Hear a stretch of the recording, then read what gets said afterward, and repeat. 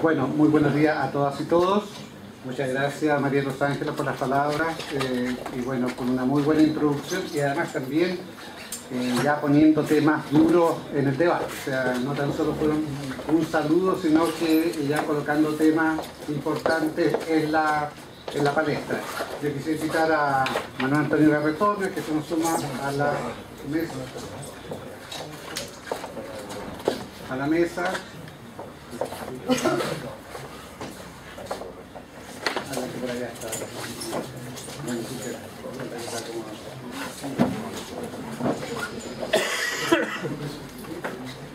Gracias. Bueno, retomamos. Bueno, para mí es un gran placer y honor dirigir esta mesa de debate. La conferencia anual, la conferencia inaugural que nos va a dar Josep Borrell. Previo a eso, antes de dar la palabra a Josep Borrell, yo quisiera decir un par de ideas muy globales.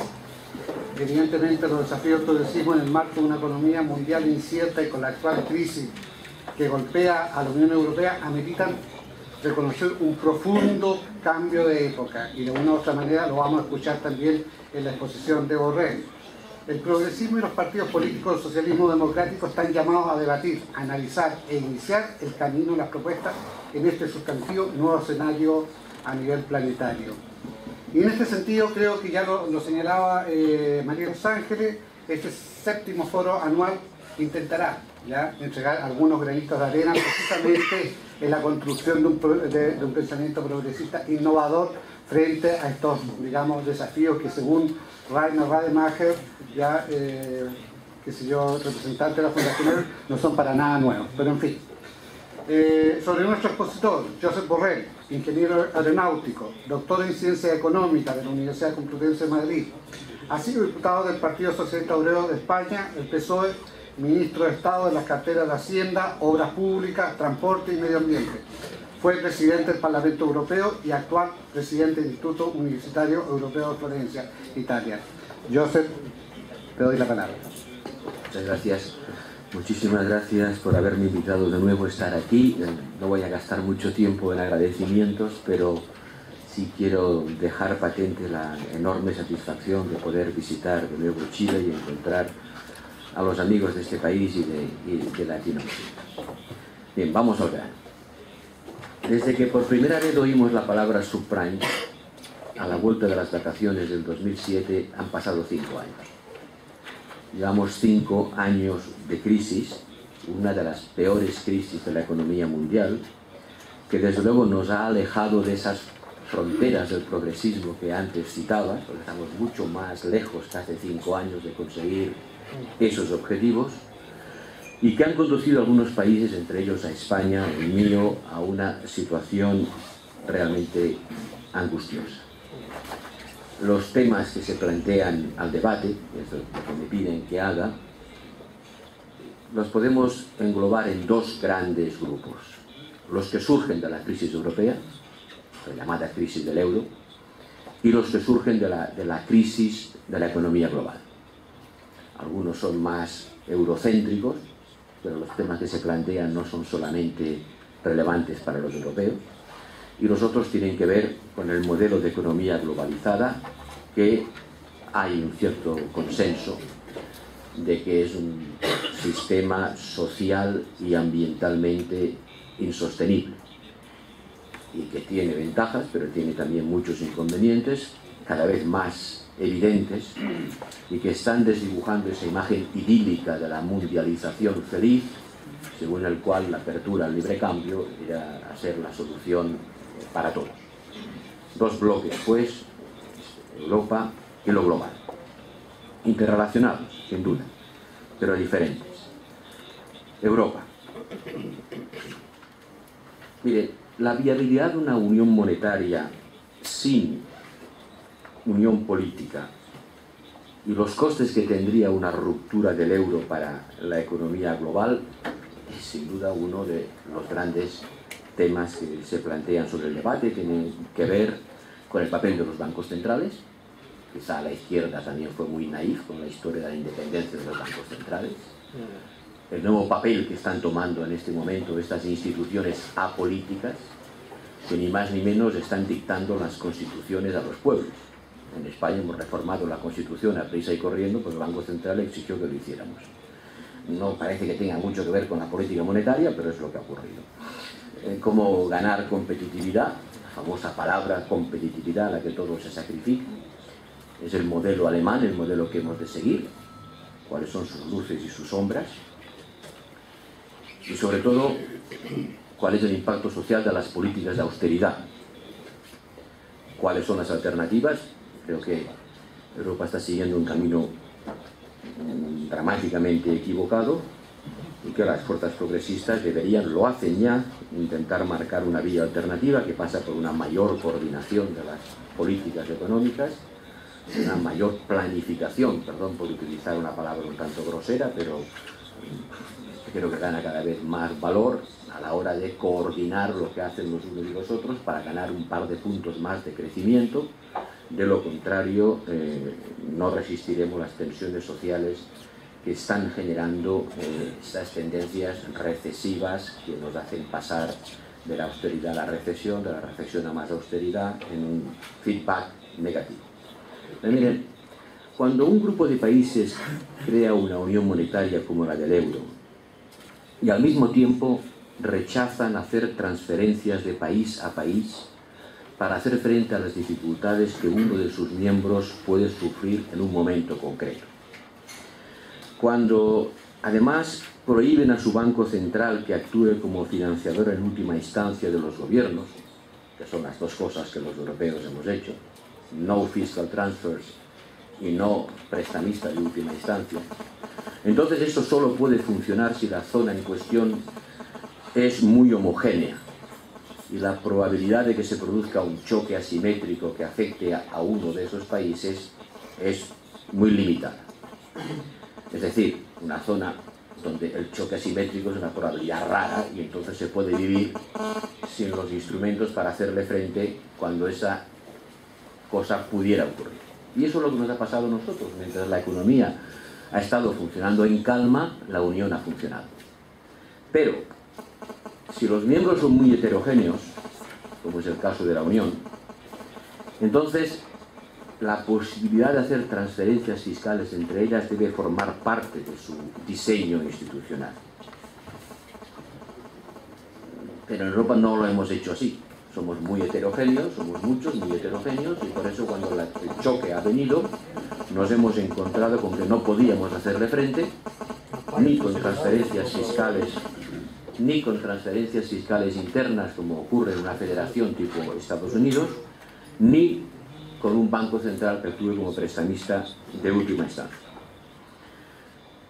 Así las cosas, solo hay dos soluciones de salir. Una es evolucionar hacia una zona monetaria más óptima y por lo tanto más homogénea y por lo tanto limitando su tamaño, prescindiendo de los países que no pueden soportar las reglas del juego tan exigentes que implica una unión de este tipo sin los apoyos de transferencias fiscales y Banco Central que actúe como prestamista de última instancia. Es decir, reducir la dimensión, aumentar la homogeneidad e intentar que menos y más comunes puedan sobrevivir en esas condiciones. La otra es profundizar en la integración política, tener unas políticas fiscales comunes, un presupuesto europeo a la talla de una estructura federal, impuestos a escala europea, un mínimo de armonización de políticas fiscales y sociales, es decir, más integración política que debe ir acompañada inevitablemente de una mayor legitimidad democrática para que los ciudadanos la acepten.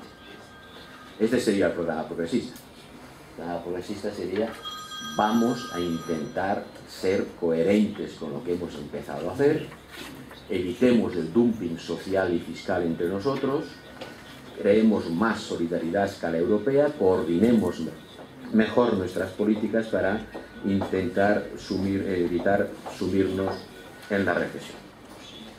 Si ninguna de estas dos soluciones es posible, entonces no nos queda más que chapotear en el barro, el modeling through que llaman los anglosajones, ir tirando como se puede, que es lo que estamos haciendo.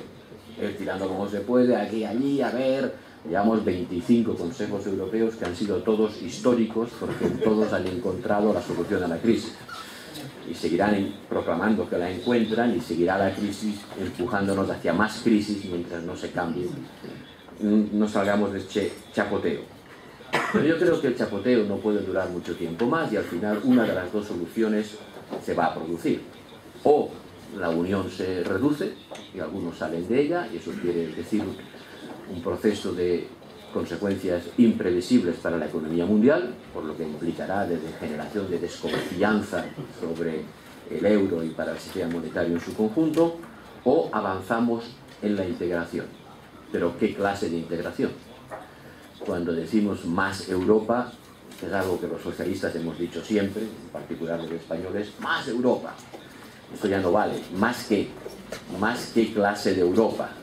Ya no vale. En Europa ya tiene usted que identificar lo que hay detrás de la palabra, porque si más Europa es más contracción de la demanda interna a la alemana, más reducción salarial, más precariedad para ganar la competitividad vía costes con la economía globalizada, sin ninguna clase de políticas adaptativas a la globalización, pues muy probablemente los ciudadanos no querrán de esta Europa, y no creo que los progresistas la deberíamos proponer, aunque se envuelva en la palabra sacrosanta de Europa. Al contrario, y esa es la batalla que en este momento veo que los partidos socialistas francés y alemán están intentando dar conjuntamente, hay que crear más redes sociales, limitar el rol que tiene el Estado en la entrega al mercado de funciones sociales básicas. Chile es un buen ejemplo, ya les lo hablábamos, y sobre todo evitar el dumping social y fiscal entre nosotros. Hablamos mucho del dumping social de China. Bueno, no hace falta irse a China, basta con irse a Europa del Este. Si no somos capaces de controlarlo dentro de nuestras fronteras, mucho más difícil va a ser que seamos capaces de hacerlo fuera. Creo que el diagnóstico que se está aplicando, que se ha encontrado la crisis del euro, es un diagnóstico equivocado y por lo tanto la terapia es contraproducente. El diagnóstico es una crisis fiscal.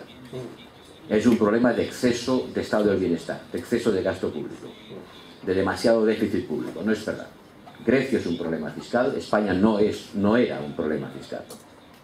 Y Irlanda tampoco. En Grecia el déficit crea la crisis. En España la crisis crea el déficit. Y en Irlanda lo que crea la crisis es la hipertrofia del sistema bancario. Ayer nos decía un profesor chileno, claro, la crisis en Europa es consecuencia de un exceso de estado del bienestar. Y el taxista que me llevaba al hotel después me dijo, claro, ustedes los españoles están en crisis porque han estado dando demasiadas cosas gratis y al final tienen que pagar la factura. O sea, la idea de que es un exceso de protección social lo que ha creado la crisis ha permeado hasta las clases populares. Yo le decía al taxista, ¿cómo le explico a este hombre que no, que el problema ha sido un exceso de endeudamiento privado provocado por una hipertrofia financiera y por tipos de interés reales negativos generados a su vez por el exceso de exportaciones en Alemania? Demasiado complicado. La idea sintética de, claro, todo se paga y ustedes dan las cosas gratis. No, gratis no, financiadas con impuestos, son dos cosas distintas. Gratis no hay nada.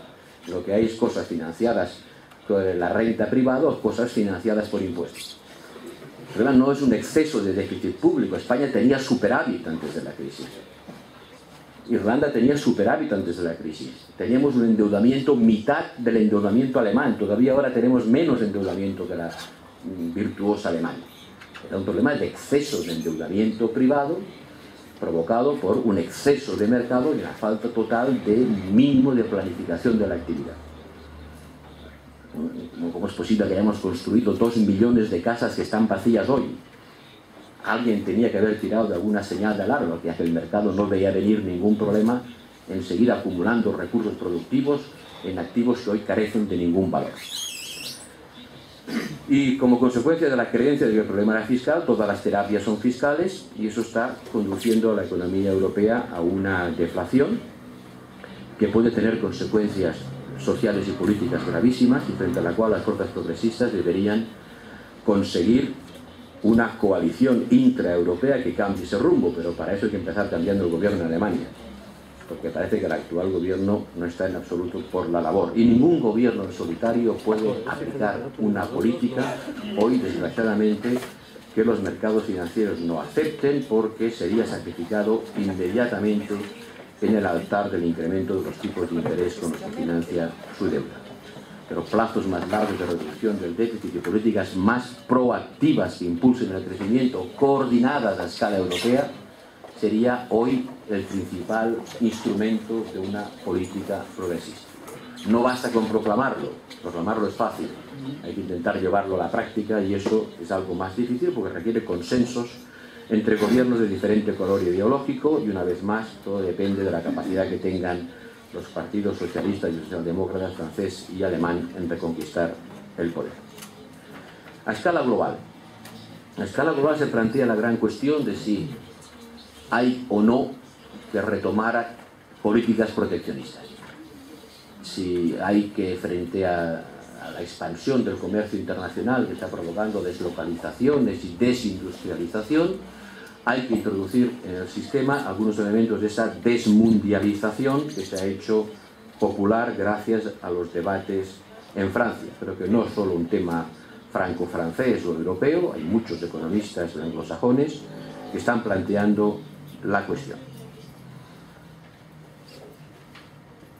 Es curioso cómo desde dentro de la izquierda hay posiciones diferentes al respecto, desde los que siguen proclamando que el libre cambio permite sacar de la pobreza a la gente pobre de los países pobres, y que al final eso significará una mayor prosperidad para todos, y a los que señalan que lo que está ocurriendo es que estamos enriqueciendo a los ricos de los países pobres y empobreciendo a los pobres de los países ricos. Y algo de verdad hay en eso, en el sentido de que las consecuencias sociales que tiene hoy el libre cambio, llevado a los extremos a los que se ha llevado, son, para la sociedad europea, empiezan a ser insoportables.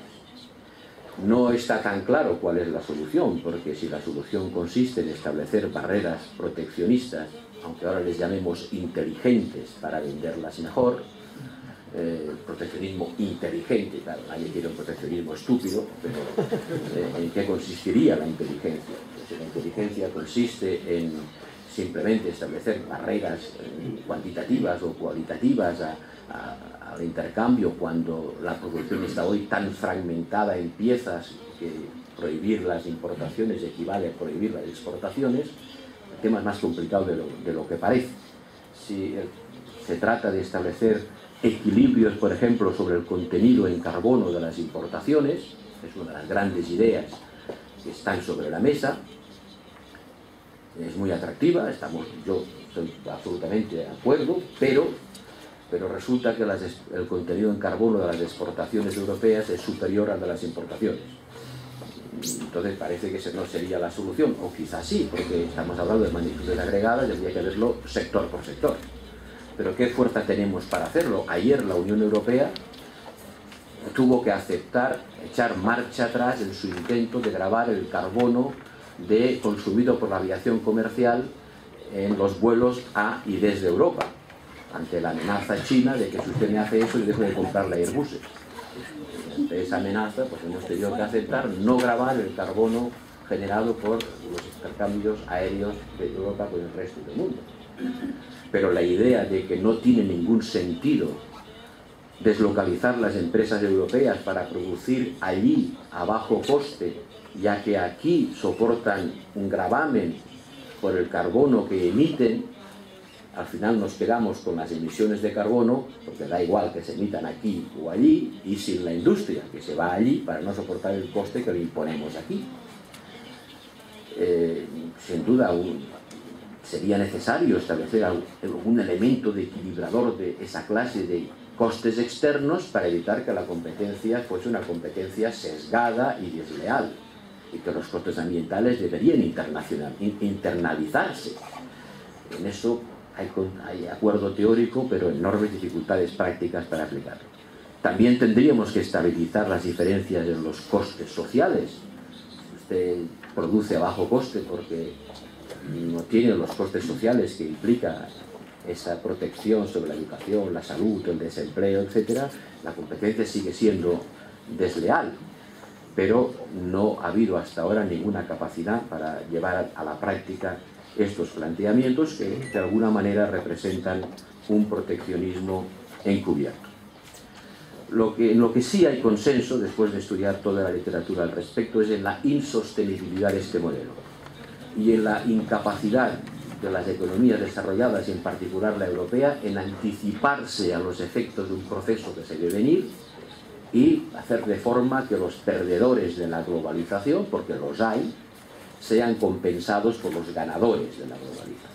Eso significaría transferencias fiscales, significaría procesos de preparación de la mano de obra afectada por las deslocalizaciones, que a fin de cuentas se resumen en más solidaridad interna, para mantener las barreras, abiertas las barreras al comercio internacional y evitar la desintegración social que se produce en los países afectados por el choque de dos modelos sociales diferentes.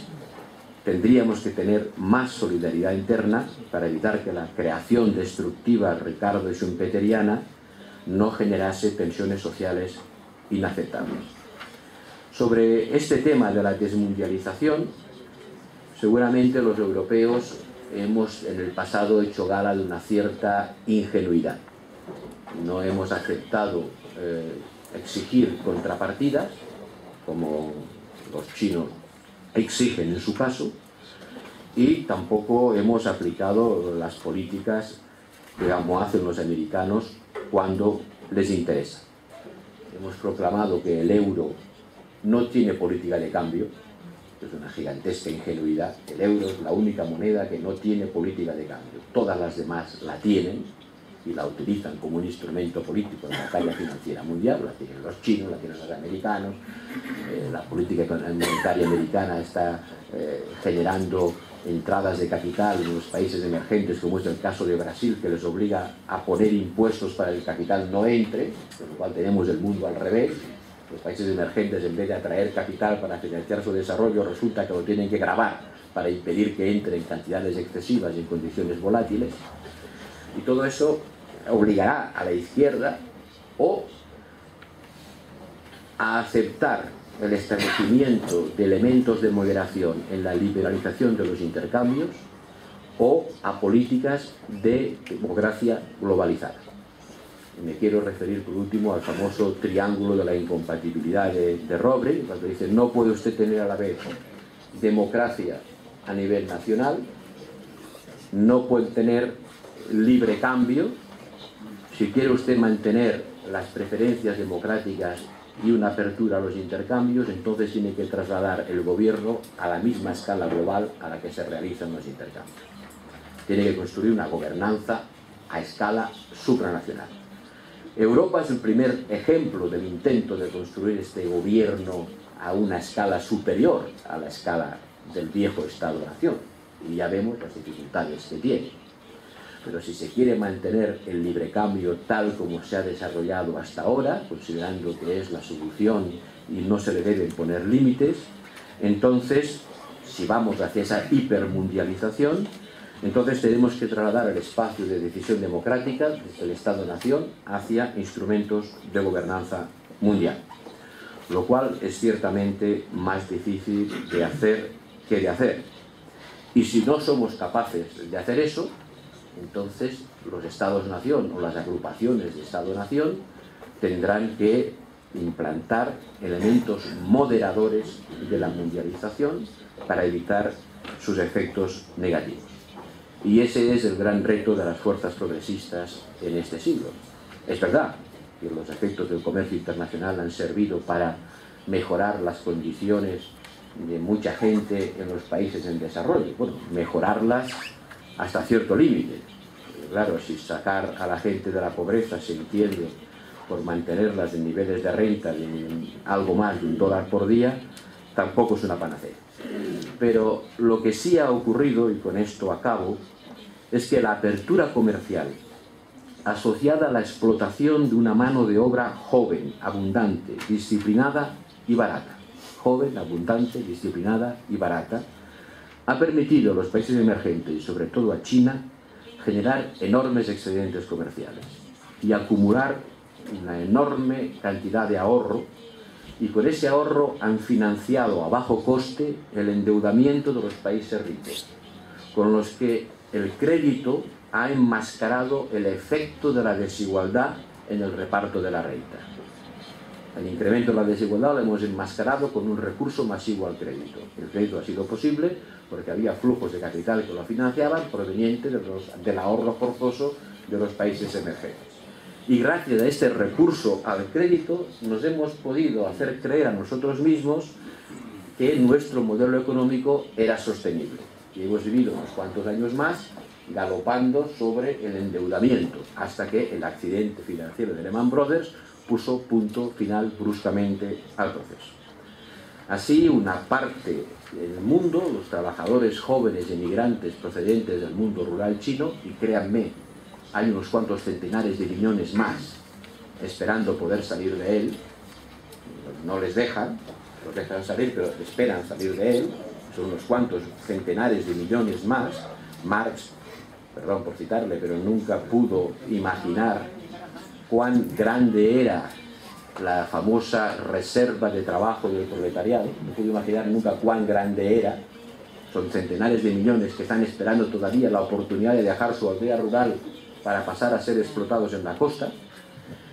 Pues esos han hecho posible acumular esas reservas, y nosotros tenemos empleos cada vez más escasos, más precarios y peor retribuidos, consumiendo a crédito con la ayuda de una industria financiera lanzada a un proceso de disimular riesgos por una parte y enriquecer a sus dirigentes por la otra. Este sistema es manifiestamente social y ambientalmente insostenible.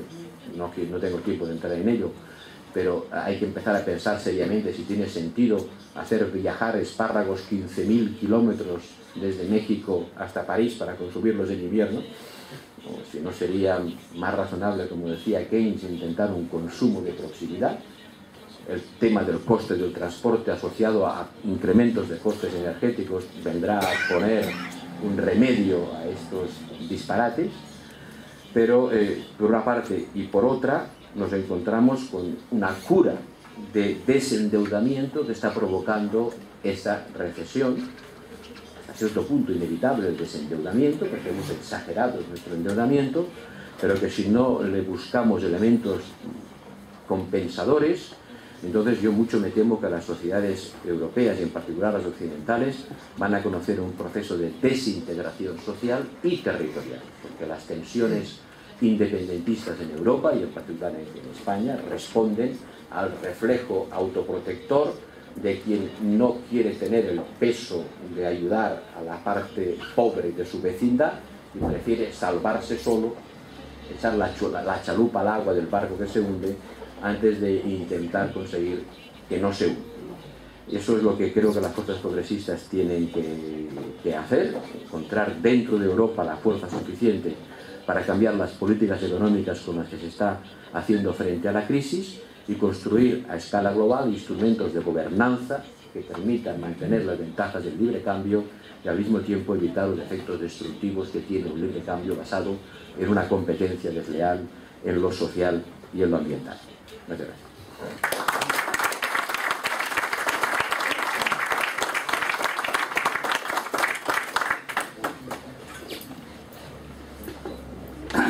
Muchas gracias, Joseph. Bastante bien en el tiempo, inclusive hasta te sobraron algunos minutos, pero te los damos después, ¿ya? Es la respuesta que seguramente nuestro auditorio va a tener.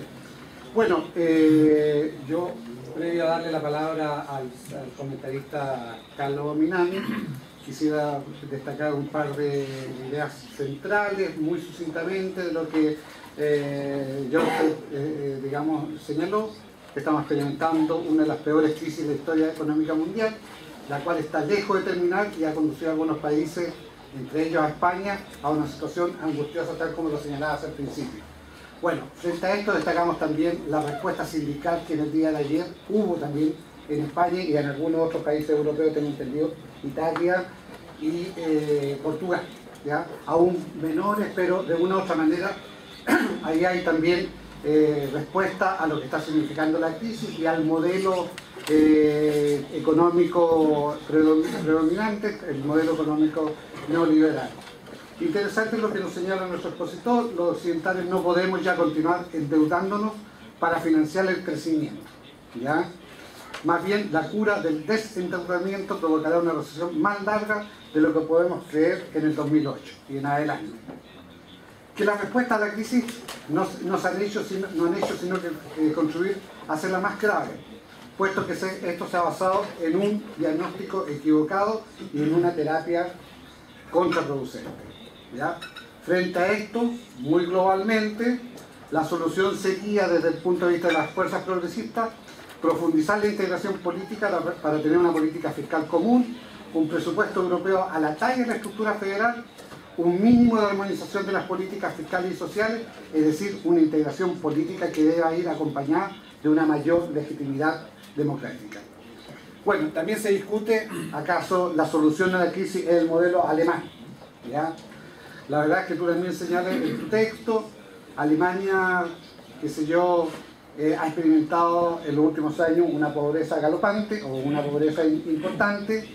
La precariedad y las desigualdades han crecido explosivamente en los últimos años.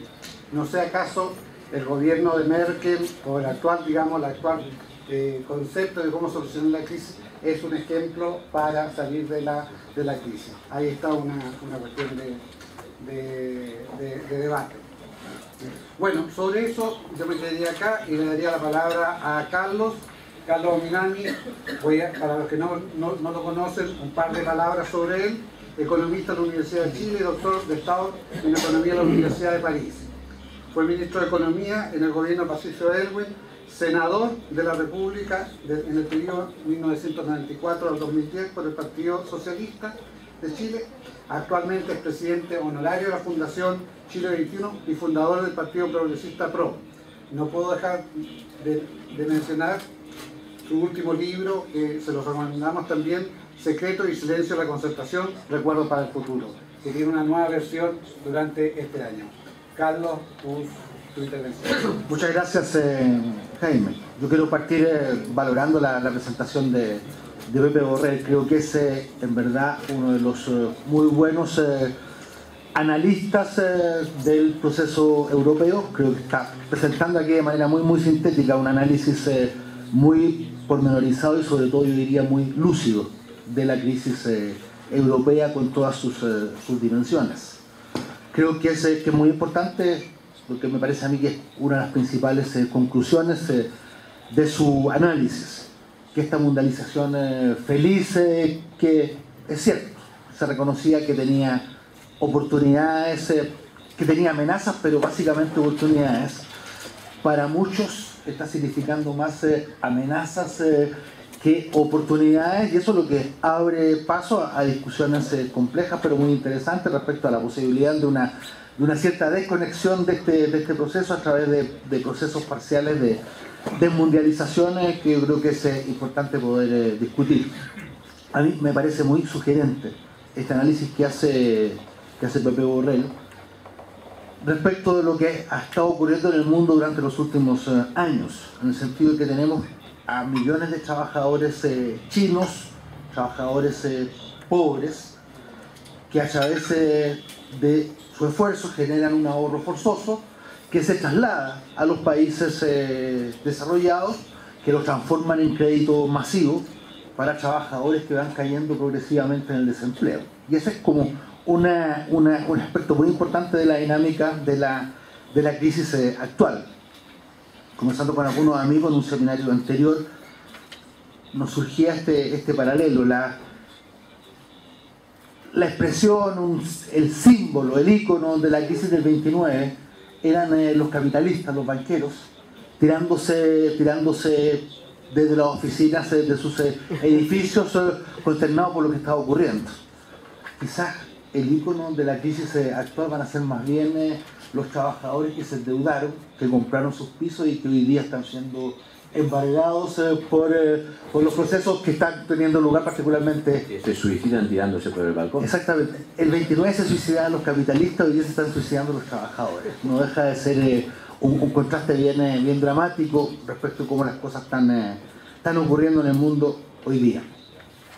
Yo quiero decir que comparto también y con mucha aflicción lo que dice Pepe, en el sentido de que estos 4 últimos años la dirigencia europea ha estado más bien chapoteando en el barro, sin poder conducir a la Unión Europea a ninguna de las dos soluciones básicas que pudieran surgir de este proceso. Por una parte, una solución de tipo más bien darwinista, donde uno dijera, mire, aquí la Unión Europea tendrá que quedar constituida por aquellos que son capaces de someterse a ciertos estándares que harán los buenos, los que son resistentes, y aquellos que no son capaces tendrán que ir saliendo progresivamente. Esa es una solución. Y la otra es un proceso de integración política, una salida por arriba que permita que la integración monetaria se complemente con integración fiscal, con integración política, y la Unión Europea recupere el vigor, la consistencia que en algún momento tuvo. Creo que todo lo que aquí quisiéramos tener una salida por arriba, pero esto naturalmente que supone un cambio muy de fondo, del cual estamos muy lejos. Y sobre esto yo quisiera aportar en este breve comentario el siguiente elemento. Creo que detrás de todas estas dificultades, lo que tenemos es un tipo de capitalismo que ha surgido durante los últimos 20, 30 años, que es un capitalismo financiero, que es el que está haciendo cada vez más difícil estos procesos de integración política, de integración económica. Creo que más allá de las faltas quizás de voluntad política de los dirigentes europeos, lo que está por detrás es esta lógica de un capitalismo financiero que es mucho más inestable que este capitalismo industrial de base nacional que conocimos durante el periodo anterior, pero que en cierto sentido es quizá un capitalismo menos vulnerable. ¿A qué me quiero referir con esto? El capitalismo industrial en base nacional generaba grandes concentraciones industriales, generaba clase obrera, generaba proletariado, y de alguna forma generaba fuerzas que podían ponerlo en peligro y crear condiciones para su transformación. El capitalismo financiero, desde este punto de vista, es un capitalismo mucho más destructivo. No genera ese tipo de fuerzas, no genera concentración industrial, genera más bien desindustrialización. Los nuevos empleos son mucho más atomizados, genera formas mucho más individuales de comportamiento de los distintos actores. En ese sentido creo que hay un fundamento de tipo más estructural para las dificultades que estamos enfrentando hoy día. Para decirlo en una sola frase, creo que la socialdemocracia y el progresismo hoy día en el mundo no saben exactamente cómo enfrentar a este nuevo modelo de capitalismo que se ha venido instalando durante las últimas décadas. Esa es la razón, finalmente, por la cual la ola rosa de los años 90 y 2000, con 10, 12 gobiernos socialistas, socialdemócratas, desapareció prácticamente, sin dejar rastros y sin dar muchas explicaciones respecto de lo que había ocurrido. Creo que, no lo dijo Pepe, pero me parece a mí que estará de acuerdo en que, en el fondo, la crisis europea tiene también una dimensión político-ideológica que es muy evidente. Lo que hay aquí es un ataque muy frontal y violento en contra de lo que ha sido la principal conquista de los trabajadores, la principal conquista civilizatoria que ha sido el estado de bienestar. Eso es lo que está hoy día en cuestión. O sea, aquí se busca arremeter en contra de esa construcción que es de lejos la construcción más importante que han desarrollado las fuerzas progresistas en el mundo hasta ahora. Desde ese punto de vista, ahí me quiero permitir una pequeña cita, en un pequeño trabajo, una reflexión sobre la izquierda. Un escritor bien conocido, amigo mío por lo demás, Héctor Aguilar, escribió una frase que yo quiero traer a colación hoy día acá. Dice Héctor: difícilmente habrá una corriente, refiriéndose a la izquierda, difícilmente habrá una corriente de pensamiento de raíces tan nobles, árboles tan torcidos y frutos tan amargos. creo que es injusto. Creo que es una exageración. Pero también hay algo de esto. Creo que tenemos que hacernos cargo de este balance, que es un balance complejo, el de la izquierda y el del progresismo a nivel internacional. En todo caso, creo que es importante advertir, y para ir cerrando este comentario, que no todo es tan negro. Creo que la situación europea debiera en algún momento tender también a cambiar. Está aquí nuestro amigo Gerard Fuchs, esperamos que nos dé algunas noticias provisorias respecto al proceso que se está desarrollando en Francia a partir del triunfo de François Hollande en mayo de este año. Creo que también hay algunos signos provisorios en América Latina. Todo lo que ha logrado hacer Brasil en materia de política industrial y de estrategia de desarrollo, resistiendo toda la crítica que se formuló durante 20, 30 años, que presentaba a Brasil más bien como un modelo arcaico frente a otros modelos de modernización que parecían mucho más exitosos. México aparece presentada como un gran ejemplo de modernización, y yo creo que hoy día la comparación entre México y Brasil simplemente es absurda. Brasil hoy día está dentro de las principales potencias del mundo, y México está en una condición con un pronóstico bastante reservado respecto de su futuro. Creo que con todas las dificultades, con todos sus problemas, lo que hizo Argentina a principios de esta década, poniendo por delante su desarrollo, su crecimiento por sobre los intereses del Fondo Monetario y la comunidad financiera internacional, es también algo importante. Yo rescato el tremendo esfuerzo que hizo el presidente Correa en Ecuador para recrear, para modernizar, para renovar la política, para negociar su deuda externa, proceso que también le está permitiendo a un país como Ecuador generar niveles de estabilidad y de crecimiento económico que no había conocido en las últimas décadas. Con todas sus dificultades, con todas sus limitaciones, creo que hay que reconocer también que en el caso de Venezuela hay un enorme esfuerzo de redistribución de la renta petrolera. Aquí se dice que hay clientelismo en Venezuela, pero lo que no se dice es que hoy día los pobres tienen la posibilidad de acceder a una parte de la renta petrolera a la cual no accedían en las décadas anteriores, y valoraría también el tremendo esfuerzo que ha hecho Uruguay por defender su Estado, defender su aparato público, abrirse a nuevas libertades. Es el único país de América Latina que tiene hoy día una ley de aborto ya aprobada por el Parlamento. Creo, en consecuencia, de que ha ido surgiendo esto que llamamos un nuevo progresismo latinoamericano, un nuevo progresismo sudamericano, quizás una de las pocas buenas noticias de la izquierda a nivel internacional.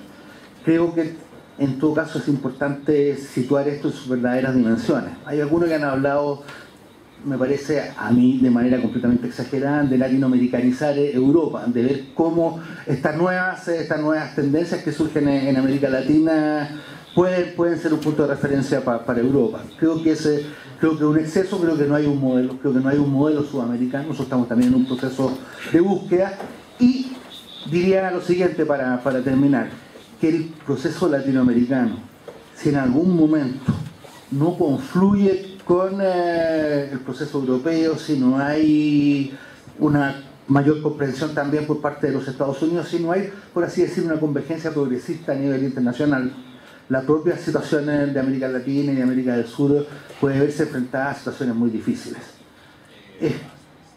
De alguna forma yo creo que la discusión que hoy día se plantea es una discusión parecida a la que se planteó hace 100 años atrás, cuando se discutía si se podía hacer la revolución en un solo país. Yo creo que en condiciones de globalización es muy difícil que un solo país, un grupo pequeño de países pueda salvarse.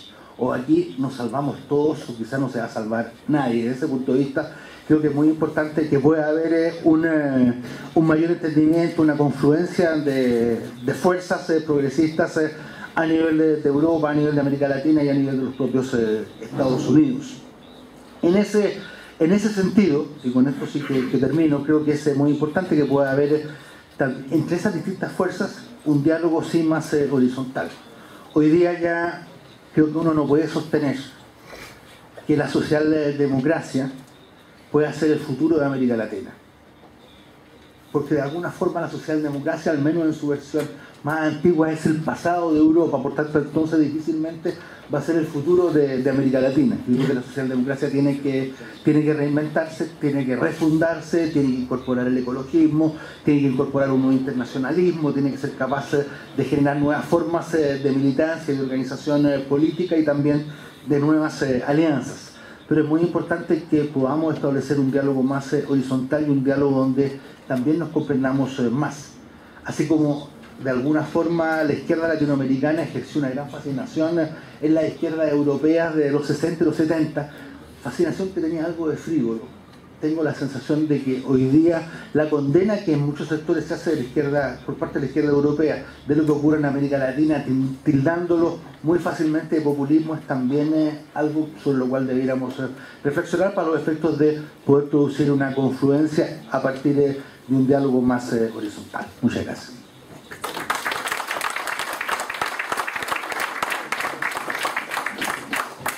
Muchas gracias, Carlos. Bueno, en esta continuación de comentarios le voy a dar la palabra a Manuel Antonio Garretón, un par de cosas sobre Manuel Antonio Garretón, sociólogo y politólogo chileno de la Universidad Católica de Santiago y doctor en la Escuela de Altos Estudios de Ciencias Sociales de París. Ha sido director y decano de diversas instituciones académicas, enseñando en universidades nacionales y extranjeras y participando en múltiples proyectos de investigación y enseñanza. Asesor y consultor de diversas instituciones públicas, privadas, nacionales e internacionales. Miembro de consejos de organizaciones profesionales y académicas. Bueno, muchas cosas que tiene Manuel Antonio Garretón. Revista Jurado. Premio Nacional de Humanidades y Ciencias Sociales 2007. Y también, tal como recomendé un libro de Carlos Minami, voy a recomendar un libro de Manuel Antonio Garretón que acaba de salir. Su último libro, Neoliberalismo corregido y progresismo limitado, los gobiernos de la concertación en Chile. Así que pueden salir posteriormente a la librería y lo pueden comprar. Corriendo. Dejo con la palabra a Manuel Antonio Garretón. Muchas gracias, Jaime. Muchas gracias a las distintas organizaciones y fundaciones que están en la organización de este evento, y quiero partir señalando que es un honor que se me invite a formar parte de esta primera mesa, pero no tengo nada que decir sobre ella, en el sentido que creo que lo que yo puedo hacer como comentario no hace justicia a la densidad y profundidad, complejidad y nivel de especialización que tiene la ponencia de Josep Borrell, en la cual, digamos, la leo y digo, estoy de acuerdo en todo, haría preguntas de principiante sobre algunas cosas. Y como tengo también un cierto ego, no voy a hacer eso. Entonces, lo que quiero decir es que realmente siento que no hace justicia a esa presentación lo que yo pueda decir al respecto, pero son reflexiones a partir de lo que ahí está, que lo tomo enteramente como dato y como una verdad de lo que se ha dicho. Entonces viene una reflexión que a él no le aporta nada y que quizás pueda aportar algo en discusiones posteriores. Lo primero que me llama la atención es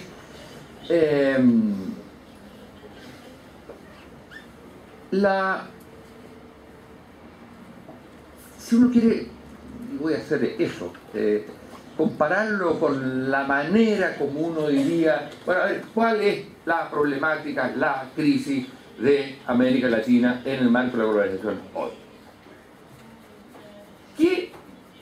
¿Cuál es la perspectiva? ¿Cómo la enfrenta Borrell para en Europa? Es una visión estructural de flujos, procesos, fuerzas que en general no tienen nombre, pero que se imponen. El único actor que se menciona, insisto, y esto no es una crítica, por el contrario, digo, eso es, esa es la vida, esa es la verdad, eso es lo que pasa en Europa.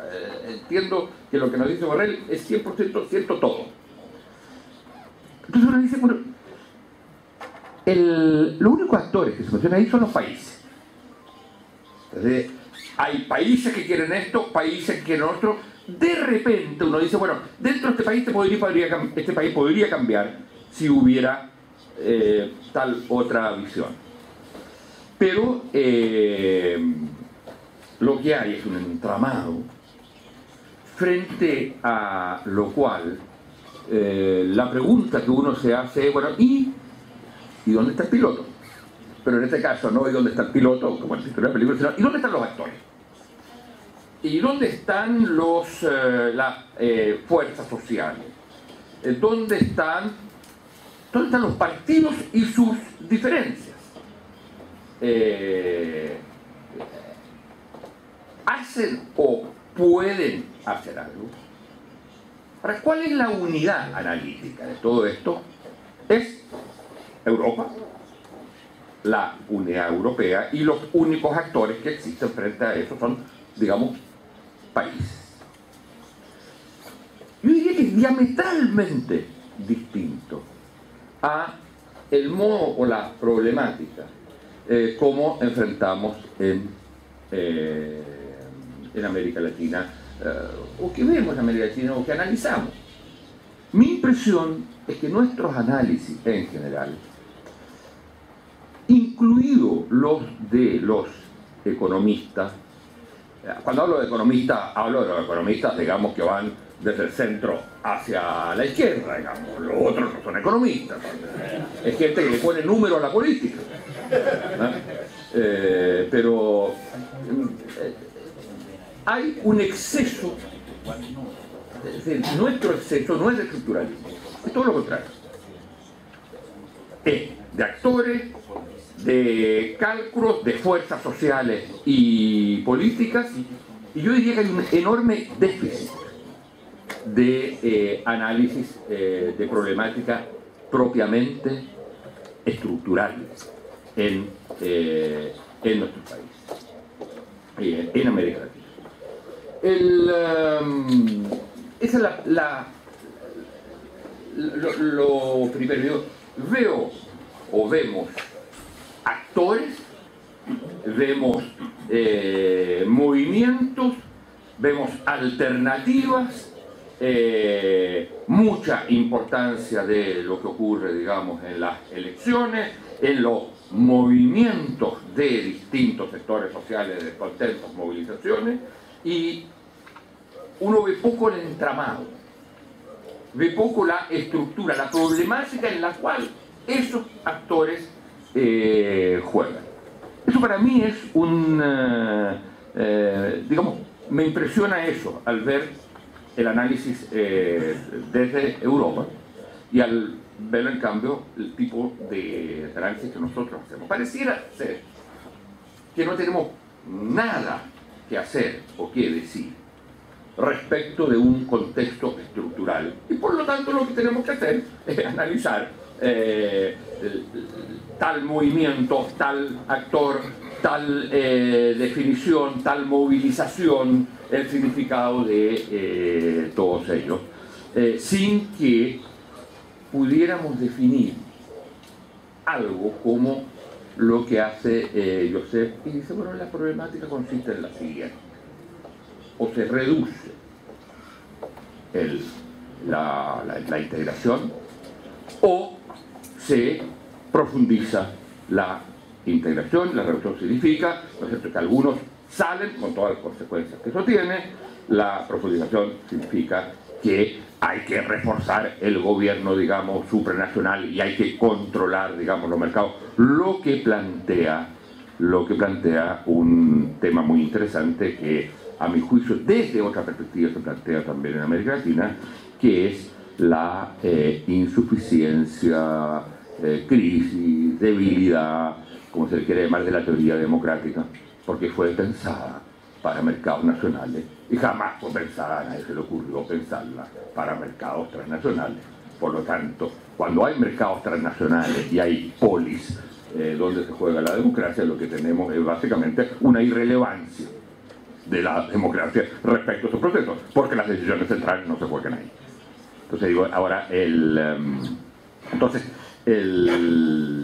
lo que me parece importante es que en el caso europeo, la manera como lo plantea Josep, yo lo que veo es, dice, bueno, pero hay la solución, partiendo de lo que citaba el de Roy. Lo que hay que hacer es trasladar el régimen político, la polis, al espacio donde se juegan los mercados transnacionales y controlarlos ahí. La pregunta para América Latina es si eso, si no hay todavía un siglo, por decirlo de alguna manera, de retraso respecto a eso. Porque el gran tema europeo es el tema supranacional, el gran tema latinoamericano sigue siendo el tema nacional.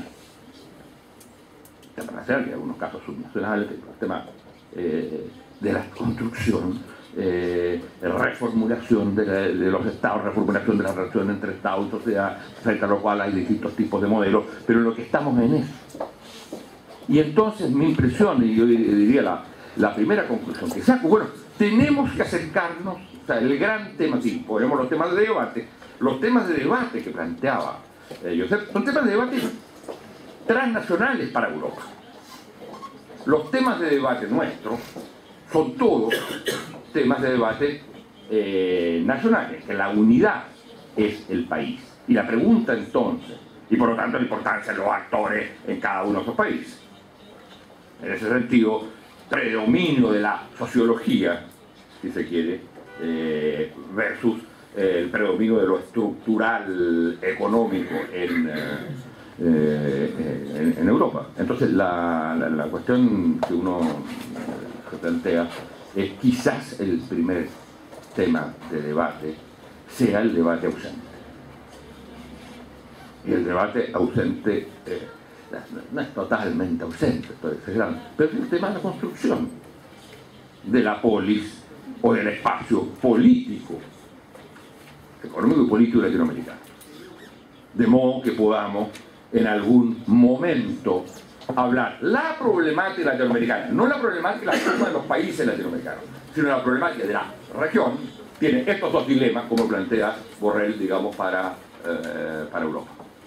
Entonces yo diría, la primera cuestión para el progresismo enfrentado en esta situación es tema viejo, clásico, ¿no es cierto? Pero que no se expresa sino en políticas reactivas de la construcción de la polis a nivel latinoamericano. Los segundos temas de debate, siempre como reflexionando a partir de la manera como lo plantea Borrell, no digo los temas precisos porque son distintos, son los temas de los países.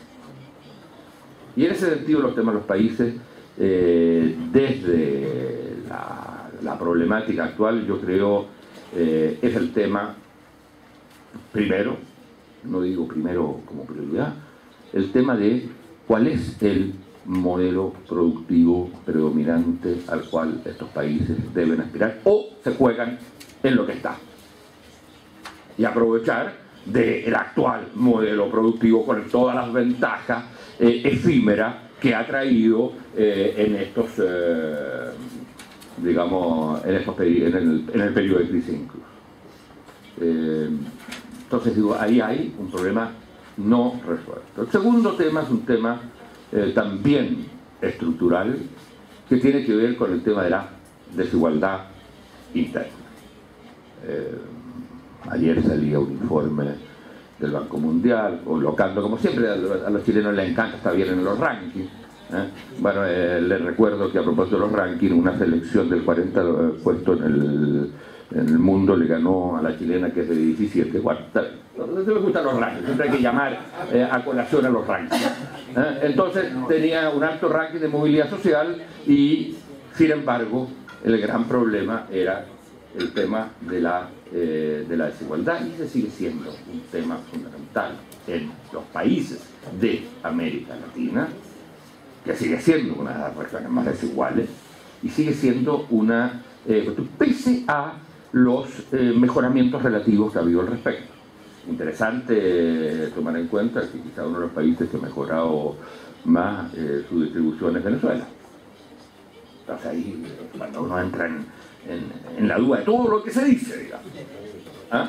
En cambio, el país que tiene la mejor performance, entre comillas, económica, que el chileno, no da avance en ese plano. Entonces ahí hay el segundo tema, yo creo que es fundamental, es el tema de la igualdad, y en términos, dejó de ser, yo diría, el tema fundamental, el tema central, frente al cual se definían las políticas públicas progresistas, el tema de la pobreza. No digo que se haya eliminado, de hecho el gran tema este año fue cómo se medía la pobreza, pero en este país. Pero digo, el tema de la desigualdad me parece el tema hoy día crucial de la agenda, y el tema de la desigualdad, yo insisto en un punto, es un tema económico-social, pero también un tema político, en el sentido siguiente, que la pobreza destruye las vidas individuales, la desigualdad destruye las capacidades colectivas de la nación, o de los estados, o de la sociedad como tal. El tercer tema es el tema del Estado. Y aquí lo quiero ejemplificar. Entiendo que el tema no es igual en los distintos países de América Latina, pero lo ejemplifico en el caso chileno y en el indicador preciso de lo que ha estado en la gran discusión de estos últimos años, el tema educacional.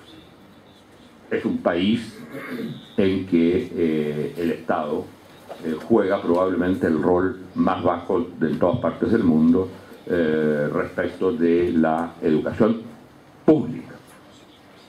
Y es un país que pasó del 90% de niños y niñas en la educación pública a un 30-35%. Ustedes se dan cuenta que desde el punto de vista del progresismo significa que lo que hay que alterar es esa tendencia. Alterar esa tendencia es una revolución radical. Y eso tiene que ver, digamos, bueno, entonces, ¿cuál es la opción? Porque en salud, en educación y en todo lo otro, el Estado sigue siendo un Estado reactivo, subsidiario, quizás compensatorio. El paso al rol dirigente, el reforzamiento del rol del Estado, es un tema, a mi juicio, también central del progresismo.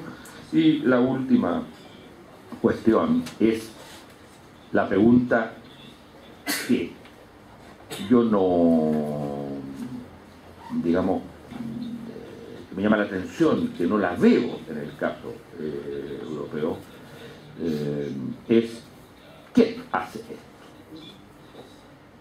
¿Cuáles son los actores al respecto? Es bien interesante lo que ha ocurrido, y Carlos citaba ejemplos, Carlos Minami citaba ejemplos hace un rato, respecto de los nuevos sujetos políticos sociales que se constituyen en América Latina.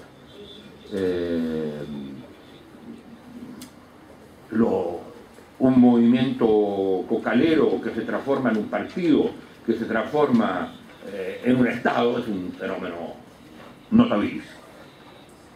Pero también el caso venezolano, donde hay la creación, para bien o para mal, llámesele como quiera, y la creación de un nuevo sujeto político social que genera. Ese es el gran tema, y por supuesto la cuestión de tipo provinciana chilena, en mi última reflexión, obviamente, es el gran tema chileno. ¿Cuál es el sujeto político social que puede enfrentar el tema de modelo productivo, desigualdad, reforzamiento del Estado y construcción de la polis latinoamericana? Lo que está claro es que hay dos cosas de la lección chilena y latinoamericana que aprendemos. Uno, que las coaliciones hasta ahora existentes no dan abasto, no dan el ancho para constituirse como ese sujeto. Pero segundo, expandidas y convertidas en un nuevo sujeto político partidario, por ejemplo, que abarcara a todos los partidos de la oposición, a todos, no da el ancho. Porque la forma de relación entre partidos y sociedad cambió radicalmente. Y esa es la lección que uno saca, por ejemplo, de las experiencias de los otros países en que se ha constituido un nuevo sujeto político-social que uno puede criticar o no, pero que evidentemente es un cambio, es un giro respecto a lo que fue la forma de constitución clásica de los sujetos en América Latina.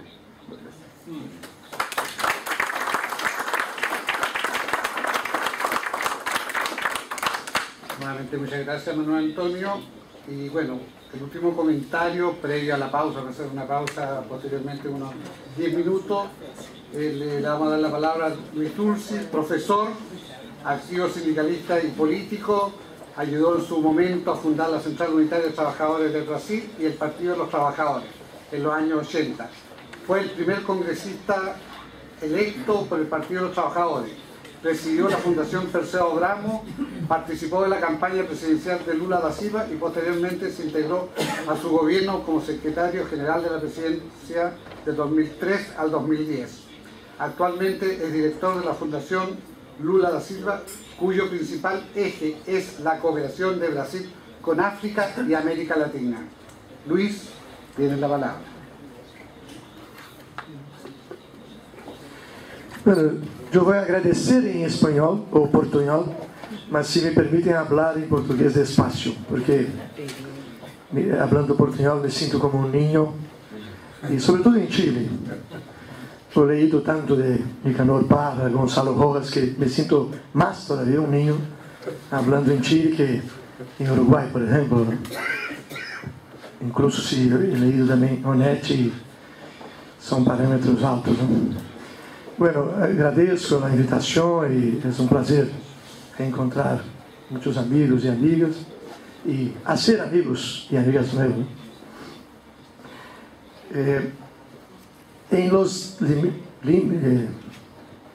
Hablo ahora en portugués despacio. Yo creo que no es tan difícil en ese ambiente.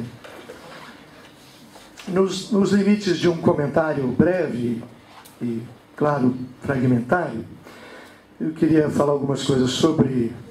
Eu gostei muito, aprendi muito também das exposições do professor Borrell, do nosso amigo Minami, do Garreton. Queria fazer alguns comentários, em primeiro lugar, sobre o progressismo em escala mundial.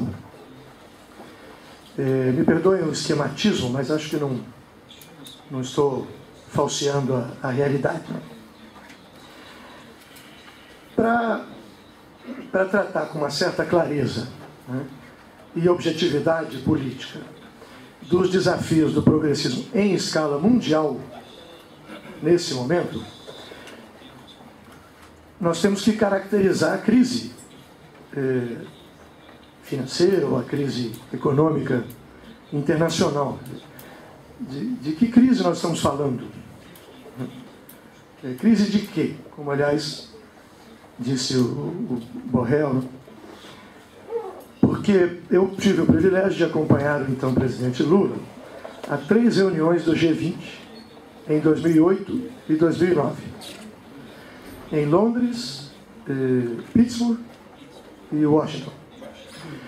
As declarações oficiais assinadas pelos 20 chefes de Estado, Obama, enfim, todos os chefes de Estado, Chirac, depois Sarkozy, acho que já era Merkel, né? Todos assinadas. Portanto, declarações oficiais construídas pelos ministros da Fazenda. E eu participei 2 vezes da redação, acompanhando, que a minha função no Brasil, Secretaria-Geral da Presidência, é um ministério da presidência, digamos, um político-social. As declarações diziam que as causas da crise a principal causa da crise era a desregulamentação do sistema financeiro internacional. Isso não eram observadores externos atribuindo ou fazendo uma crítica pela esquerda, não. Os 20 chefes de Estado, não sei se todos os países são importantes, na verdade, mas 20 chefes de Estado de grandes países do mundo assinaram dizendo, né, com seus efeitos, com suas dimensões colaterais, paraísos fiscais, né, tsunamis financeiros. Isso está muito bem caracterizado nas 3 declarações. E as propostas para a superação da crise vinham nessa linha. Regulamentação do sistema financeiro privado, fiscalização, controle, novos mecanismos de governança financeira internacional. Então havia um diagnóstico e propostas concretas. Prazos da reunião do G20 de Pittsburgh, havia um prazo de 3 meses, um grupo de trabalho integrado por 5 países para apresentar propostas para enfrentar o problema dos paraísos fiscais, que, como todos sabemos, não são conceitos. São países para onde se canalizam trilhões de dólares, né, dos nossos países, muitas vezes de maneira criminosa. Bem, o diagnóstico era esse. Não era o problema fiscal da Grécia, ainda que exista um problema fiscal na Grécia. Não era Portugal, que para nós, do Brasil, é sempre a nossa pátria-mãe, o que a Espanha representou historicamente para o mundo hispânico no continente, para nós representa Portugal. Não era o nosso querido e modesto Portugal, nem Espanha. Não se falava. Os documentos do G20 em 2008 e 2009 não mencionavam absolutamente os problemas fiscais desses países, mesmo que houvesse problemas fiscais nesses países. Ao longo desses últimos 3 anos, esse processo foi se deslocando. Foi havendo uma transformação, né? E não foi involuntária, foi um movimento político que tem direção, né, de alterar o diagnóstico da crise e alterar as políticas propostas para enfrentá-la. Para fazer um comentário tosco assim, mas se alguém, né, aquele japonês que ficou numa ilha deserta e retornou muitos anos depois da Segunda Guerra Mundial, chegasse aos nossos países, e aí vale para a Europa, para os Estados Unidos e para os nossos países da América do Sul, América Latina, e lesse pela primeira vez a nossa imprensa, hoje, né, ficaria com a impressão de que a crise internacional foi gerada, que a sua principal causa foram os problemas fiscais dos países mediterrâneos da Europa. Eu nem quero me referir ao fato de que os bancos alemães e franceses emprestaram para a Grécia, né, muito dinheiro, sabendo que a Grécia não teria condição de pagar, porque captavam a 1% ao ano e emprestavam a 5 ou 6. Nem quero me referir a isso, a dimensão das responsabilidades políticas individuais. O que eu quero dizer é que é preciso caracterizar a crise de quê? E na nossa opinião, do Partido dos Trabalhadores Brasileiro, é só uma opinião, mas é a opinião também do governo brasileiro, da presidenta Dilma, foi a crise do neoliberalismo real. A crise de um modelo que se implantou de uma forma ou de outra no mundo, nas últimas 2 décadas. Alguns países tiveram um neoliberalismo tardio, outros, como a Argentina, por exemplo, né, na nossa região. Não é de um pensamento neoliberal, de um modelo econômico, político, institucional, né, que não foi imposto. Ele hegemonizou, no sentido, se me permitem a palavra, gramsciano, hegemonizou os nossos países. Parcelas importantes da classe trabalhadora e até dos movimentos sindicais muitas vezes eram favoráveis à privatização de empresas públicas de setores estratégicos. Então foram valores, foram impostos também, no caso brasileiro, por um monopólio conservador da mídia, mas conquistaram corações e mentes, inclusive das classes populares. Foi esse modelo que fracassou, aplicado. Da mesma forma que se dizia do socialismo real, foi o neoliberalismo real que fracassou. A desregulamentação não foi uma coisa tópica, escolhida de maneira fortuita num país ou no outro. Foi um modelo mundial.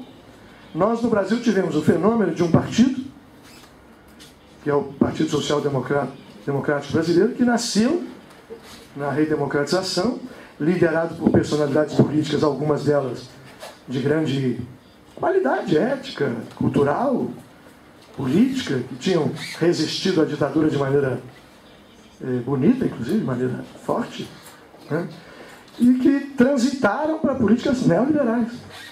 Alguns tiveram, inclusive, exilados no Chile. Foi o caso do ex-presidente Fernando Henrique Cardoso, de quem eu fui colega na Câmara, no Parlamento, tem até uma certa amizade. Um partido que nasceu como Partido Social Democrata e era moderado, mas era de inspiração autêntica, social-democrata. Não era uma social-democracia, digamos, muito aguda, mas era uma verdadeira inspiração social-democrata e foi transitando junto com as elites do país ao ponto de se transformar no governo em um partido que aplicou um programa neoliberal de privatizações de empresas que não eram estratégicas para o desenvolvimento do país, mas também de privatizações de empresas como tentaram privatizar a Petrobras, que era e continua sendo estratégica para o nosso desenvolvimento. Não só porque o petróleo é estratégico, mas porque em volta do petróleo nós temos a indústria de estaleiros, nós temos as plataformas, nós temos 20 ou 30 setores industriais brasileiros que serão mais dinâmicos ou menos dinâmicos a depender das compras da Petrobras. Isso é política industrial. Ter ou não ter empresas públicas no país significa poder ou não poder fazer política industrial. Não é só monopolizar um setor. Então, no nosso ponto de vista, foi a crise. Claro, isso tem nuances, cada país tem suas características, sua formação. Existem dimensões nacionais no processo da esquerda que são muito importantes e nunca deixaram de ser importantes. Se não fosse assim, a situação da América Latina hoje não seria diferente, ou da África. A África está, do ponto de vista do seu desenvolvimento histórico, no melhor momento. A África está crescendo muito e fazendo distribuição de renda em vários países. Não me refiro à primavera árabe, não. Me refiro à industrialização de vários países, à agregação de valor da agricultura de vários países africanos. Então, que crise foi essa? Porque se nós acharmos que o nosso companheiro Borrell falou, se o problema é um problema fiscal, eu não estou negando que haja dimensões fiscais relevantes, mas se a questão principal é uma questão fiscal, a resposta é uma. O programa. Eu sou daqueles que acreditam que o progressismo, as esquerdas, nós não vamos restaurar o carisma, se me permitem o termo, das esquerdas no mundo, apenas com respostas aos problemas imediatos. É preciso também de mitos novos. Mitos políticos, mitos sociais, mitos morais.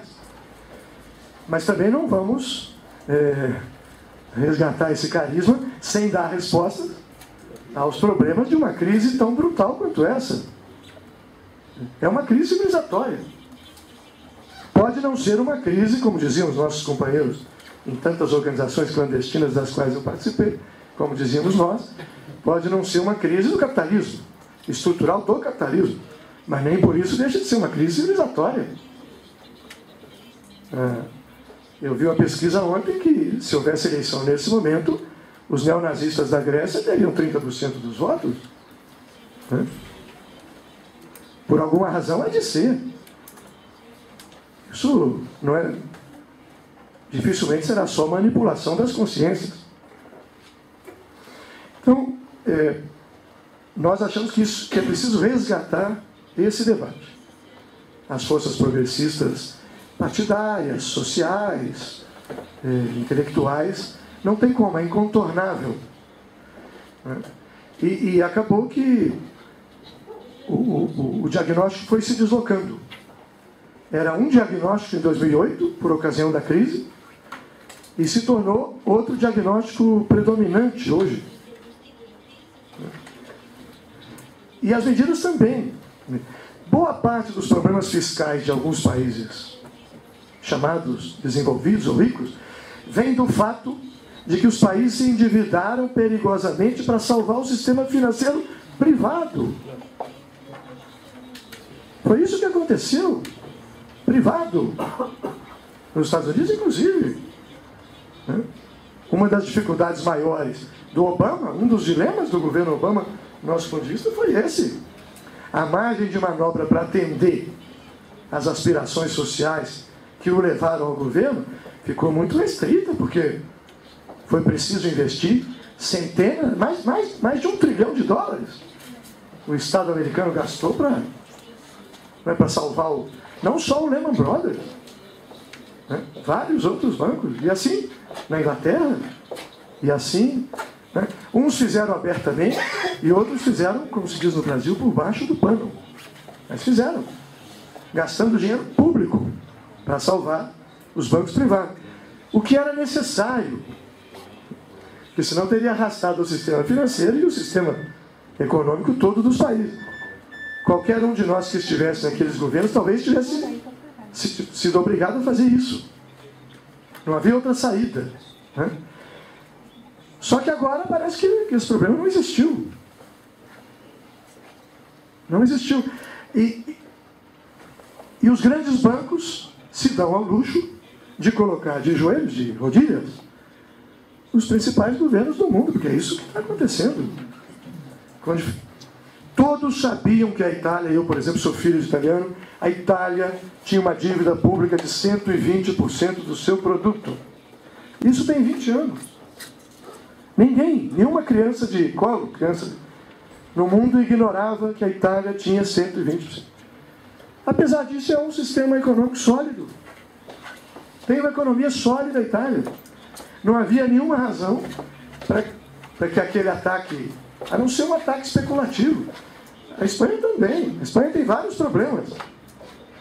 Países com uma dívida pública muito superior à da Espanha, não sofreram ataque especulativo.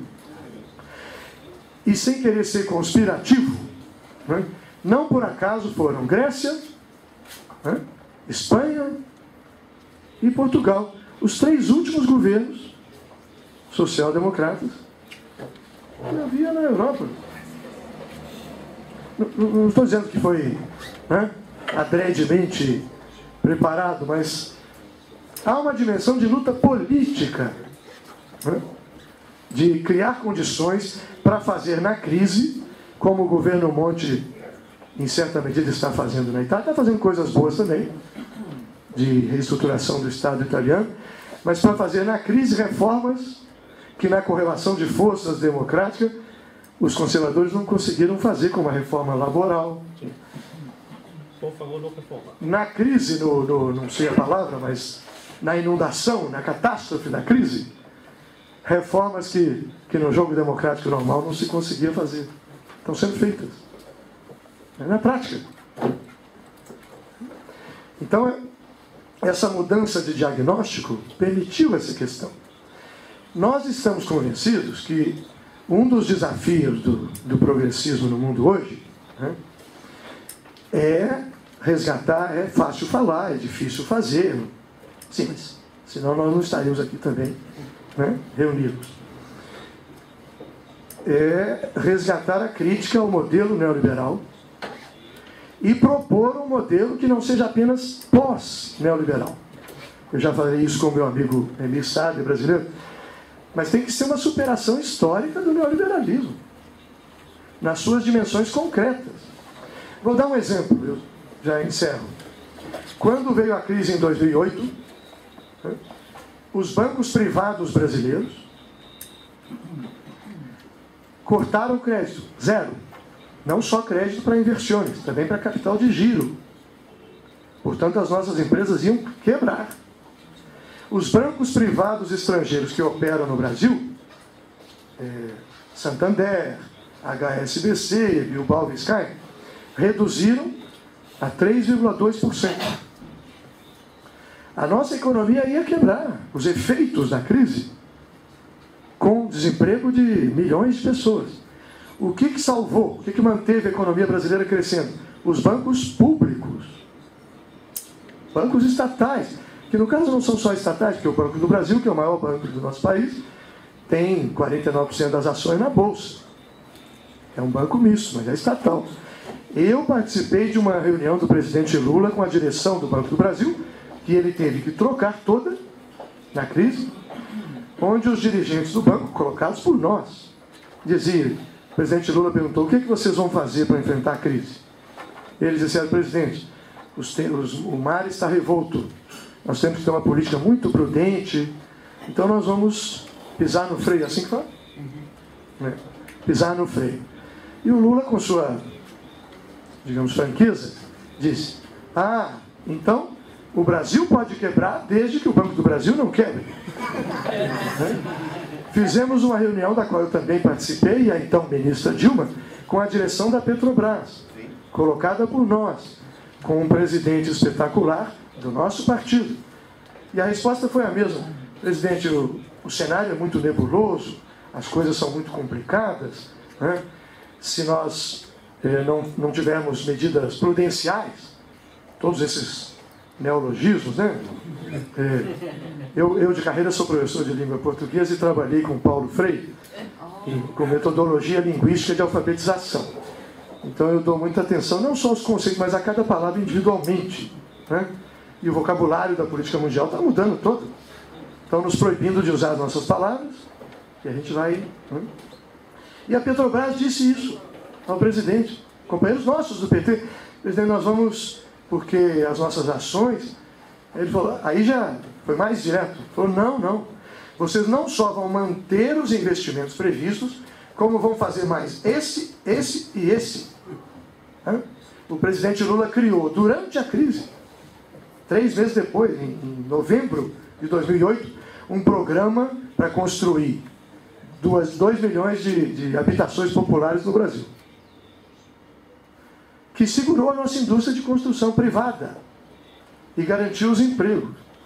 Isso só é possível com um sistema de economia mista. Eu não estou falando de empresas mistas, não.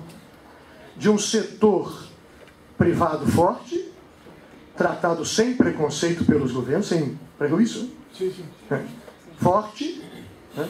Mas um setor estatal forte, que não é apenas regulador, não, produtivo também nas áreas estratégicas. Porque, a nossa opinião, podemos estar errado, vale só para o Brasil, o Estado que não está presente na atividade produtiva nos setores estratégicos não tem verdadeiro poder regulador. Ele se torna refém do mercado no limite. Né? E eu vou encerrar dizendo o que a presidenta Dilma Rousseff fez no ano passado. Como muitos aqui conhecem bem o Brasil, sabem que um problema nosso era de taxa de juros, taxa de interesse muito altas. As condições macroeconômicas para reduzir os juros já haviam sido criadas e os juros não baixavam, as taxas de interesse.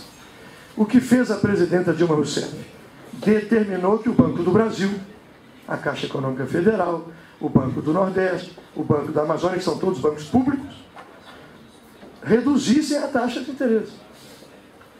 Porque ela tentou negociar com os bancos privados, com os bancos públicos, demonstrar que as condições macroeconômicas já estavam dadas e não baixavam. Porque grande parte dos lucros dos bancos privados e públicos era com aplicação nos títulos títulos. Então não baixava a taxa básica de juros. Ela então determinou. Né? A Dilma é mais sofisticada, mas mais enfática, né? No trato com as suas... Né?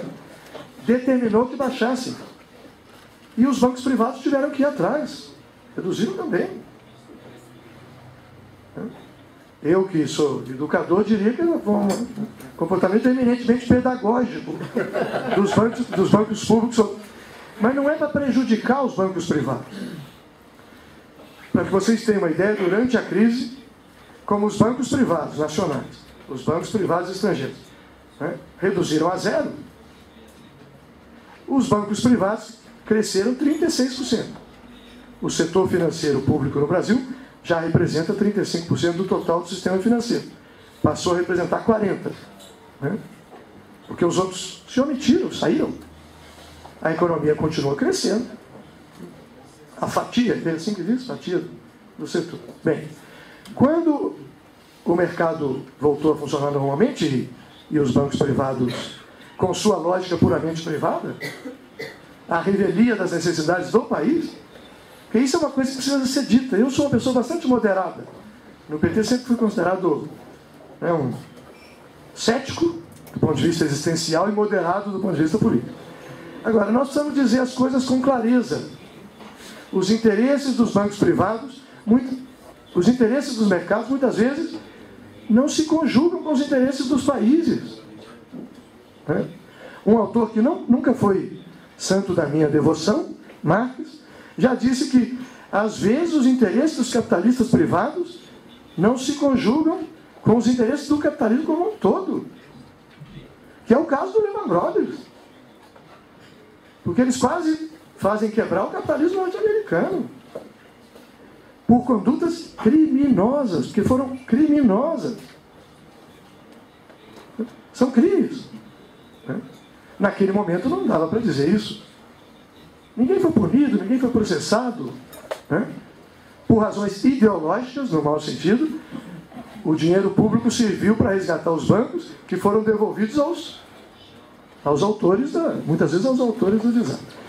Então, nós achamos que a questão do Estado, que o diretor falou, é central. Pelo menos para o Brasil, não queremos ditar modelo para ninguém, queremos desenvolver uma economia mista. Mista. Com empresas produtivas privadas e empresas produtivas públicas. Não vamos reestatizar nada. Ainda que a nossa maior empresa dita privada, que é a Companhia Vale do Rio Doce, tenha sido privatizada por um valor equivalente a 1 ano do seu lucro líquido. E ainda esse valor financiado pelo nosso banco de BNDES, pelo nosso banco de desenvolvimento. Mas nós não queremos olhar para o passado, porque um governo transformador que fica acertando contas com o passado acaba fazendo o jogo do adversário. Agora, queremos o Estado. Nós, Lula e Dilma já criaram 5 ou 6 empresas estatais, enxutas, existe essa palavra? Existe. Sóbrias, austeras, né? Do ponto de vista, mas necessárias. Empresa Brasileira de Energia, Empresa Brasileira de Fundos Garantidores, necessárias. Né? Não tivemos preconceito de fazer concessões de estradas, concessões de aeroportos para a iniciativa privada. As duas coisas, do nosso ponto de vista, são compatíveis. Agora, o modelo que nós queremos, né, é de uma economia mista. Até porque os investimentos de infraestrutura produtiva que o Brasil necessita, e nós acreditamos que todos os países da América do Sul e da América Latina necessitam, não serão feitos apenas pela iniciativa privada.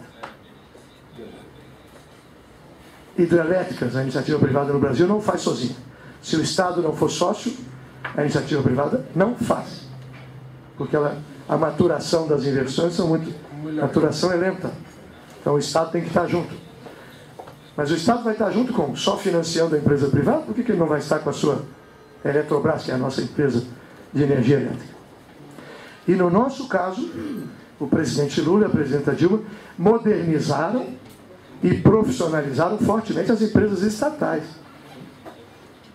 Na área de energia no Brasil, as empresas estatais são mais eficientes do que as empresas privadas. são mais modernas, têm maior competitividade. E quem foi que disse que o privado é sempre bom? O estatal é sempre mal, incompetente? Nós não acreditamos nisso. Então eu queria encerrar, peço desculpas por ter falado de uma maneira pouco protocolar, né? Mas eu estou dialogando e com muita atenção com as exposições anteriores. É impossível, na minha opinião, pelo menos para os nossos países da América do Sul, da América Central, né? Que a América Latina é um conceito um pouco Napoleão III, né? Precisamos olhar bem. Assim, tem muito sentido ético-cultural, tem muito sentido estratégico, tanto é que foi criada a CELAC, que é uma conquista importante, mas do ponto de vista de modelos de desenvolvimento é preciso pensar com atenção. Ainda que um elemento novo para o progressismo seja rever um pouco a visão industrialista da esquerda clássica, porque o preço dos alimentos subiu. Vou dizer uma coisa herética aqui, é justo que suba. O presidente Lula disse isso ao presidente Sarkozy.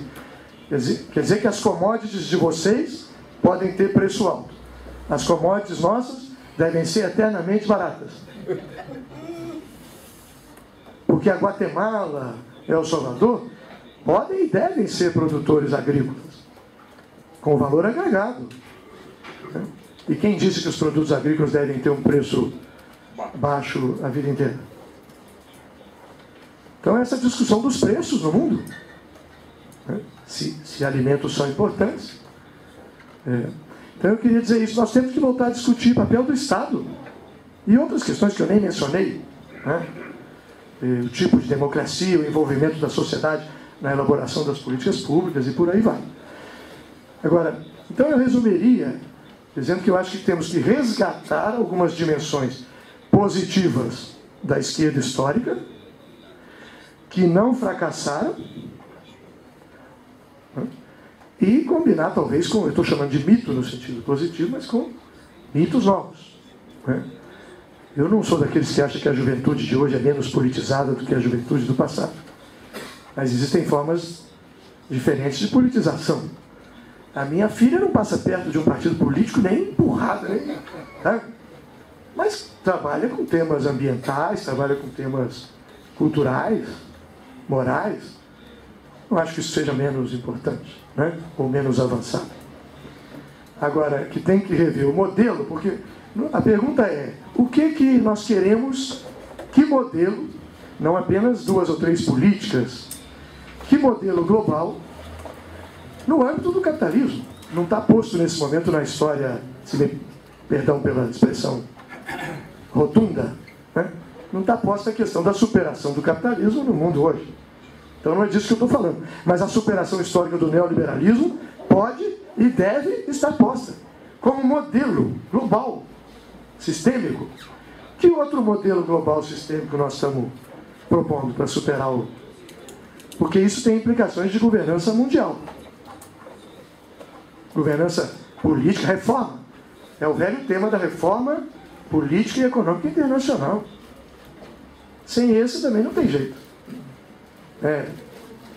Uma das boas coisas da esquerda sempre foi ser internacionalista e saber conjugar isso com as dimensões nacionais. Então são preocupações que nós temos hoje e estamos muito convencidos de que a união política, mais até do que comercial, e as parcerias econômicas da América do Sul e, se possível, da América Latina, podem nos dar uma força geopolítica e estratégica maior na luta por uma nova ordem mundial, tanto econômica quanto política. Cada país isoladamente tem menos força. O Chile jamais vai entrar no Mercosul, mas a união política, eu acho, né, porque teria que alterar tudo o que fez nesses anos todos, não me cabe entrar na área econômica. Mas a união política, as parcerias de investimentos, os mercados da Argentina, do Brasil, tudo isso é muito importante para o Chile e vice-versa. Então nada nos impede de avançar num processo de integração que não precisa passar dentro do Mercosul. Então eu peço desculpas assim pela ênfase, mas sobretudo nós da América do Sul, que estamos nos governos, e os chilenos estarão brevemente, tenho toda certeza disso, né, de novo, não podemos falar como se fôssemos vítimas exangües, inermes, né? Como se não estivéssemos nos governos, como se não tivéssemos forças para criar dinâmicas e incidir na disputa econômica e política do mundo. Porque senão viramos comentaristas, o que é muito bom. Mas, bem, desculpe aqui pela...